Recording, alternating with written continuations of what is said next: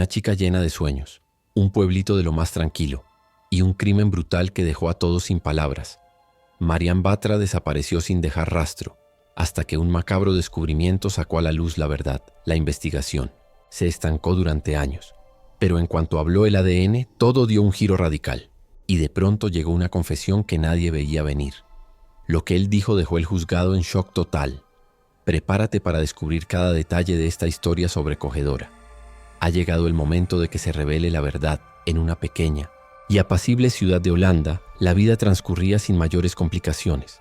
Sus habitantes confiaban plenamente los unos en los otros, convencidos de que vivían en un lugar seguro, lejos de cualquier violencia. Pero esa sensación de tranquilidad se iría a pique por un crimen que nadie vio venir. Marian Batra era una joven llena de ilusiones, enamorada del ballet y muy admirada por su dedicación. Siempre responsable y muy querida, lograba compaginar estudios, ensayos y ratos con su familia. Su futuro apuntaba alto, pero el destino le tenía preparado un golpe verdaderamente cruel. El pueblo, acostumbrado a la rutina sosegada, jamás habría imaginado que algo tan terrible pudiera suceder. Marianne representaba la juventud y la esperanza, iluminando con su presencia cualquier lugar por el que pasara.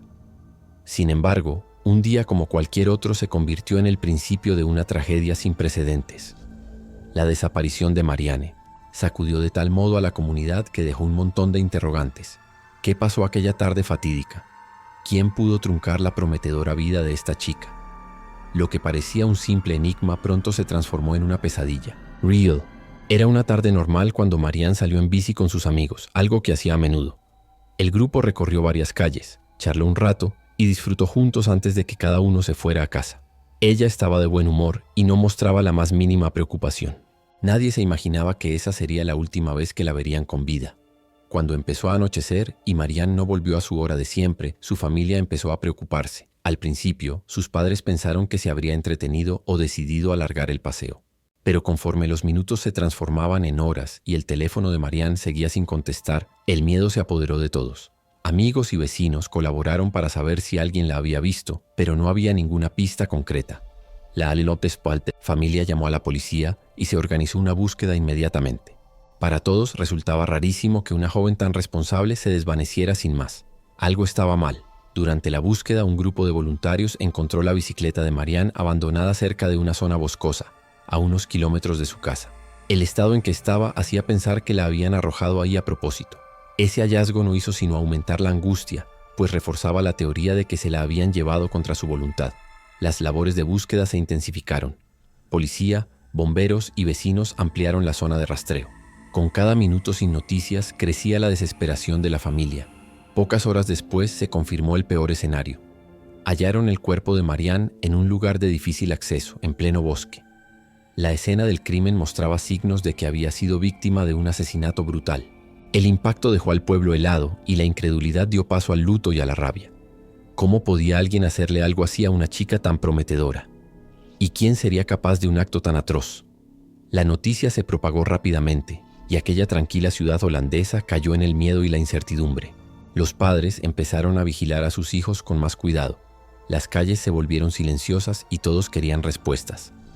La policía arrancó una investigación a fondo para encontrar cualquier pista que condujera al responsable. Lo que empezó como la desaparición de Marianne ahora era un caso de homicidio y la búsqueda de la verdad apenas comenzaba. Con el hallazgo del cuerpo de Marianne, la policía se volcó en la escena del crimen para recabar pruebas y atar cabos. Se aisló la zona y se empezaron a tomar muestras de todo tipo, incluyendo ADN, con la esperanza de identificar al asesino. Pero al comparar esas muestras con la base de datos policial, no obtuvieron ninguna coincidencia. Eso hacía pensar que el culpable no tenía antecedentes o nunca había sido investigado antes. Al no dar con ninguna coincidencia, los investigadores recurrieron a métodos más tradicionales. Interrogaron a amigos, familiares y a cualquiera que pudiera haber visto a Marianne el día del crimen. Unas cuantas personas recordaron haber visto a un hombre desconocido cerca del bosque. Otras hablaron de un coche sospechoso merodeando por la zona. Aunque eso ayudó a delimitar posibles líneas de investigación, nada acabó de cuajar en algo concreto, y el misterio iba creciendo. Luego, la policía empezó a barajar posibles sospechosos basándose en perfiles psicológicos y en cualquier conducta rara que hubiese. Un joven refugiado que vivía en la ciudad fue interrogado porque algunos testigos aseguraban haberlo visto, cerca del lugar. pero pronto lo descartaron. Tenía una coartada muy sólida y las pruebas de ADN confirmaron que no estaba implicado. Interrogaron también a varios vecinos, pero sin pruebas contundentes la investigación se estancó. La gente andaba inquieta y cabreada por la lentitud del proceso. El asesinato de Marianne había sacudido a todos y la sensación de inseguridad crecía cada día sin respuestas. Los padres de la chica exigían a las autoridades que redoblaran esfuerzos para encontrar al culpable, pero sin una pista firme, todo parecía ir a un callejón sin salida. Los medios se hicieron eco del caso y presionaron aún más a la policía. Todo el mundo clamaba justicia, pero sin evidencias claras, el tiempo solo dificultaba más la resolución del crimen. A pesar de los obstáculos, la policía se negó a cerrar la investigación. Se hicieron nuevas tomas de ADN y el equipo forense trató de aislar el perfil genético del asesino. Pero sin un sospechoso concreto para comparar, era cuestión de esperar un golpe de suerte. Conforme pasaba el tiempo y no aparecían avances, el caso empezó a enfriarse. Nadie se imaginaba que años después la tecnología daría un salto y ocurriría un giro inesperado que pondría todo patas arriba. Con el caso de Marianne estancado, la frustración crecía cada vez más en la comunidad. Las autoridades intentaban avanzar en la investigación, pero se topaban con un muro legal. En Holanda, las leyes de privacidad y protección de datos limitan seriamente la recolección masiva de ADN. Esa barrera impedía a la policía exigir pruebas genéticas a todos el mundo, algo que podría haber acelerado la búsqueda de sospechosos. La familia de Marianne se sentía impotente al ver cómo el tiempo pasaba sin encontrar al culpable. El problema principal era que, para cada muestra de ADN, hacía falta una orden judicial específica. Esto provocaba un proceso lentísimo y lleno de burocracia. La policía debía presentar motivos muy sólidos para cada toma de muestra, explicando por qué creía que esa persona podía estar implicada. Mucha gente, aunque quería ayudar, sentía reparos a la hora de entregar material genético por miedo a vulneraciones de su intimidad. Era una situación tensa, en la que la búsqueda de pistas chocaba con la protección de derechos individuales. Mientras tanto, el asesino de Marianne seguía en libertad. Desesperada, la familia de Marianne presionó a las autoridades para que les dieran autorización y así poder tomar muestras de ADN a más habitantes. El plan era comparar de forma masiva esas muestras con las de la escena del crimen. Los abogados de la familia presentaron peticiones al Poder Judicial, argumentando que el interés colectivo y la gravedad del crimen bien merecían una excepción. Sin embargo, el proceso se alargó meses, topándose con la oposición de grupos defensores de derechos civiles y de autoridades temerosas de abrir la puerta a posibles abusos en el futuro. Aunque varios agentes de la policía mostraban buena voluntad, la burocracia legal creaba tensiones entre la policía, la fiscalía y los juzgados. Cada paso exigía papeleo, vistas judiciales y dictámenes que solo retrasaban más el caso. Y mientras tanto, las pistas se enfriaban y la sensación de injusticia crecía. Para la familia de Marianne, cada obstáculo legal superado daba paso a otro nuevo, en una especie de juego de paciencia que minaba sus esperanzas de encontrar al culpable. Aún así, no se rendían y seguían luchando con todas sus fuerzas. Mientras tanto, la gente del pueblo debatía sobre si valía la pena renunciar a parte de su intimidad con tal de encontrar al asesino. Algunos pensaban que aquel sacrificio de privacidad era un precio razonable para que se hiciera justicia. Otros temían que una recogida de ADN tan masiva pudiera desembocar en un futuro control excesivo. Entre dilemas éticos y choques legales, las dificultades seguían, prolongando el sufrimiento de quienes buscaban justicia. Sin opciones inmediatas, la familia de Marianne tenía que esperar la decisión final de los tribunales para recuperar la esperanza. Tras más de una década de incertidumbre, el caso de Marianne Batra recibió un impulso decisivo gracias al avance de la tecnología de análisis de ADN. En 2012, la policía holandesa obtuvo el visto bueno para llevar a cabo un nuevo tipo de investigación genética. En vez de pedir muestras a toda la población, usaron la llamada genealogía forense, que consiste en comparar el material genético de la escena del crimen con bases de datos de parientes lejanos, reduciendo la lista de sospechosos. Este salto tecnológico cambiaría por completo el rumbo de las pesquisas. La nueva estrategia al fin dio frutos. La policía halló una coincidencia parcial entre el ADN de la escena y el de un grupo familiar de la zona. A partir de ahí, empezó a investigar a los hombres de esa familia hasta llegar a un nombre en Itoetpoin concreto: Jasper Steringa, un granjero local que nunca había levantado sospechas. Que no hubiese sido investigado antes ponía de manifiesto lo fácil que le había resultado pasar desapercibido todos esos años. Ahora, con pruebas genéticas en la mano, la policía al fin tenía un sospechoso firme. Confrontado con los resultados del ADN, Jasper fue detenido e interrogado. Al principio lo negó todo, pero ante la contundencia de las pruebas acabó confesando. Según dijo, aquella noche vio a Marianne pasar en bici y fue presa de un impulso sexual incontrolable. Sin pensarlo, decidió atacarla y la arrastró al bosque. Durante el interrogatorio describió con frialdad lo que hizo, detallando la brutalidad del crimen. Sus palabras dejaron a los investigadores y a la opinión pública totalmente indignados y conmocionados. La confesión de Jasper trajo cierto alivio a la familia de Marianne, que al fin supo quién fue el culpable. Sin embargo, ese alivio se convirtió rápidamente en rabia. Llevaba 11 años ocultándolo mientras ellos vivían angustiados.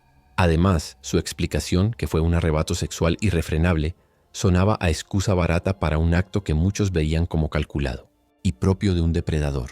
Gracias a la confesión y a la prueba de ADN, a Jasper se le acusó formalmente del asesinato. El caso llegaba por fin a un punto decisivo, pero aún quedaba camino por recorrer. La comunidad exigía la pena máxima y la familia de Marianne quería asegurarse de que el asesino pagara por lo que hizo. El juicio de Jasper desataría nuevas polémicas, especialmente por la estrategia que usaría su defensa. La pelea por la justicia aún no había acabado. Tras la confesión y las pruebas de ADN, Jasper Steringa fue acusado formalmente del asesinato de Marianne Batra. El juicio captó toda la atención mediática y la gente seguía cada paso con rabia contenida. La familia de Marianne acudió al juzgado en busca de justicia, mientras que la defensa de Jasper se preparaba para intentar suavizar la pena. El lugar estaba abarrotado y fuera había manifestaciones pidiendo la condena más dura. Para la gran mayoría, Jasper merecía el castigo máximo según la ley. El veredicto parecía casi un trámite, pero la defensa de Jasper sacó un argumento polémico que encendió los ánimos. Su abogado afirmó que el crimen no había sido premeditado, sino fruto de un impulso sexual irracional debido a un supuesto trastorno psicológico. Según esa teoría, Jasper no habría tenido pleno control de sus actos y eso debía considerarse a la hora de dictar sentencia. La indignación explotó tanto dentro de la sala como entre la opinión pública, que lo vio como un intento de restarle importancia a un acto absolutamente brutal. El fiscal rebatió con fuerza esa línea de defensa, subrayando que Jasper no solo había secuestrado y asesinado violentamente a Marianne, sino que pasó 11 años sin mostrar el menor remordimiento ni ayudar en la investigación. Si de verdad hubiera sido un impulso incontrolable, ¿por qué nunca se entregó o mostró arrepentimiento? La acusación recalcó que Jasper era perfectamente consciente de lo que hacía y que el argumento psicológico no era más que una maniobra para rebajar la condena. El clamor popular iba en aumento y todos esperaban una sentencia ejemplar. Tras un largo tira y afloja en los juzgados llegó la sentencia: 18 años de prisión para Jasper. La gente lo recibió con un sentimiento entre alivio y frustración. Aunque al menos lo habían condenado, a la familia de Marianne le parecía poco, dada la gravedad del crimen. Muchos creían que merecía cadena perpetua o como mínimo una pena más extensa para evitar que recobrara la libertad. Sin embargo, dentro de la legislación holandesa, ese era el castigo más severo en ese momento. La polémica continuó cuando el abogado de Jasper presentó un recurso para intentar bajar la pena, alegando de nuevo la supuesta condición mental de su cliente. Eso desencadenó más protestas y peticiones populares para que no se redujera ni un día de esos 18 años. La familia de Marianne pidió públicamente que la justicia mantuviera la condena, mientras la sociedad discutía si la pena realmente encajaba con la atrocidad del crimen. El caso todavía no estaba cerrado del todo, y las próximas decisiones judiciales podían cambiarle el destino al asesino. Tras la condena a 18 años de cárcel, la familia de Marianne Batra pensó que al fin podría poner fin a ese capítulo tan doloroso. Sin embargo, la lucha por la justicia seguía lejos de terminar. Unos pocos años después de la sentencia, la defensa volvió a la carga pidiendo una revisión, argumentando que Jasper había mostrado buena conducta en prisión y que, dada su supuesta condición psicológica, merecía una reducción de la pena. Este planteamiento provocó la ira inmediata de la familia de la víctima y de gran parte de la población. Para los padres de Marianne, que habían pasado tantos años sin respuestas, era impensable que Jasper saliera antes de tiempo. Eso no borraba el crimen atroz que cometió ni el dolor irreparable que había causado.